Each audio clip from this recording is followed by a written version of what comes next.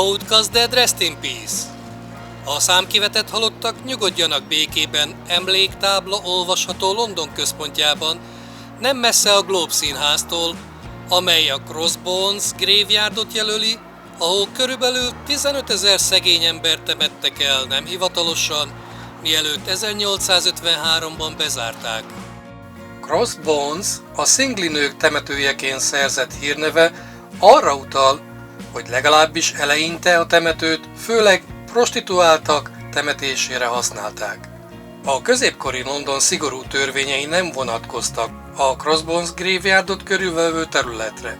A területért nem más, mint Winchester püspöke volt a felelős. 1161-ben első Henrik király felhatalmazta a püspököt arra, hogy engedélyezze a bordélyházakat, a prostituáltakat és megadóztassa azokat a Southwark birtokán. Ez a törvénytől való szabadság a Kling szabadsága becenevet kapta, és a püspök teljes szívvel felkarolta. Mohon szedte be az adóból származó nyereséget, ugyanakkor megtagadta a munkásainak a keresztény halotti szertartást. A szexmunkások, vagy ismert nevükön a winchesteri libák veszélyes körülmények között dolgoztak. A terhesség és a nemi úton terjedő betegségek a munka részét képezték, de csak apró pénzt kaptak abból, amit striciük, a püspökük eltett. A püspök a lelkiismeretét azzal nyugtatta, hogy közszolgáltatást nyújt. A középkorban a keresztény hozzáállás a szexmunkához bonyolult volt. Egyrészt bűnös volt szórakozásból szexelni, különösen házasságon kívül. Másrészt ezek a bukott hölgyek hasznos eszközök voltak arra, hogy a jó, keresztény férfiakat távol tartsák a nagyobb rossztól. A prostituáltal való szex rossz volt, de sokkal jobb volt a szodómia halálos bűnénél. A Crossbones Graveyard, a középkori londoni szexmunkások, a winchesteri libák fel nem szentelt végső nyughelye. Itt csak azokat helyezték el, akik nem érdemeltek keresztény temetést, egészen az 1853-as bezárásig. Ezt követően a hely nagy részt feledésbe merült, míg nem 150 évvel később a Jubilee Line bővítése részeként felásták a területet. Számos holttestet találtak. A további ásatások során mintegy 15 000 holttestet tartalmazó tömegsírt tártak fel, ahol sok magzat és egy évnél fiatalabb csecsemő volt. A Londoni Múzeum által végzett ásatás során feltárt 148 holttest közül csak egy holttesten volt található szifilisz nyomai. A koponya egy körülbelül 16 éves lányé volt, amelyen harmadik stádiumban lévő szifilisz látható, amely pszichiátriai zavarokhoz vezetett, és egy lyukhoz a koponyán. A Crossbones Graveyardban elhelyezett koponya másolatán jól látható a lyuk. De mivel csak egyetlen szifiliszben szenvedő csontvázat tártak fel, gyakran megkérdőjeleződik a hely szexmunkásokkal való kapcsolata. Amit biztosan elmondhatunk az az, hogy szexmunkások, bevándorlók, szegények éltek, dolgoztak és haltak meg itt.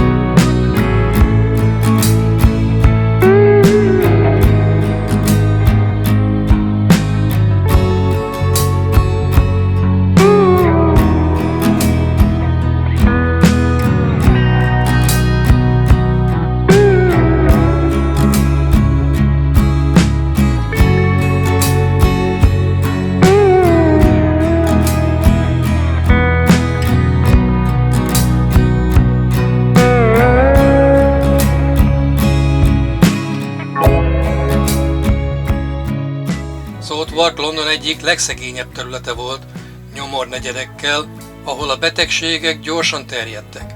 A kolera, a pedzsettkór, a tuberkulózis és más betegségek segítettek felduzzasztani a temetőben eltemetettek számát, míg végül helyhiány miatt azt 1853-ban bezárták.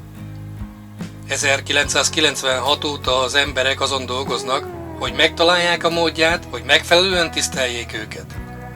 Emlékkertet emeltek, létrejött a szexmunkások, költők és aktivisták hálózata, The Friends of Crossbones, és 2004. júniusától havonta virasztást tartanak a számkivetett halottak tiszteletére.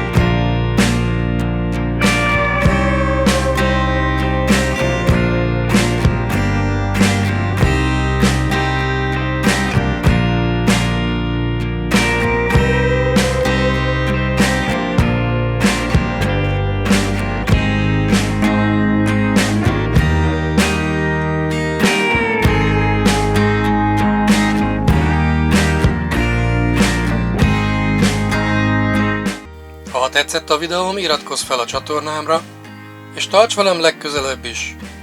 Sziasztok!